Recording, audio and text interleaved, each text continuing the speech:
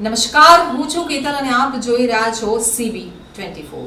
ગુજરાતમાં હવે જાણે કે કંઈ પણ થઈ શકે છે, કંઈ પણ વસ્તુ નકલી હોઈ શકે છે, કંઈ પણ વસ્તુ બારોબાર વેચાઈ શકે છે। જી હા, ગુજરાતના દહેગામનું એક આખું ગામ બારોબાર વેચાઈ ગયું હોય તેવો મામલો પ્રકાશમાં આવ્યો છે।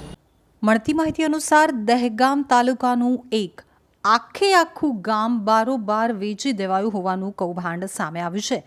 જૂના પહાડિયા ગામનો બારોબાર સોદો કરી દેવામાં આવ્યો હોવાનું સામે આવ્યું છે। ઉલ્લેખનીય છે કે જે સર્વે નંબરમાં ગામ વસ્યું હતું તેને જ વેચી મારતા ગ્રામજનો ભડક્યા છે। 13મી જૂને વેચાણ દસ્તાવેજના આધારે કાચી નોંધ પડતા આ સમગ્ર કૌભાંડની જાણ થઈ હતી। નોંધનીય છે કે અત્યારે ગ્રામજનો દહેગામ મામલતદાર કચેરીએ રેલી નીકાળી વિરોધ નોંધાવ્યો છે। મામલતદાર અને સબ રજિસ્ટ્રારને આવેદનપત્ર આપી અને દસ્તાવેજ રદ કરવા માંગણી કરી છે। આખરે છેલ્લા 50 વર્ષથી ગામ લોકો આ ગામમાં વસવાટ કરી રહ્યા છે। મહત્વની વાત એ છે કે 13મી જૂને વેચાણ દસ્તાવેજના આધારે કાચી નોંધ પડતા સમગ્ર કૌભાંડની જાણ થઈ હતી। દહેગામ મામલતદાર સહિત તંત્ર હરકતમાં આવી સમગ્ર મામલે તપાસ હાથ ધરી છે।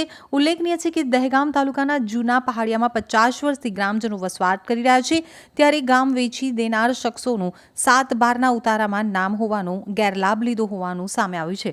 પરંતુ સવાલ એ થાય છે કે આખું ગામ વેચાઈ જાય છે અને કોઈને જાણ પણ થતી નથી। આવું કઈ રીતે શક્ય બને? શું આમાં કોઈ મોટા સરકારી બાબુઓનો હાથ હશે? જો કે એ તો તપાસ થયા બાદ જ જાણવા મળશે કે કૌભાંડ પાછળ કોનો હાથ છે।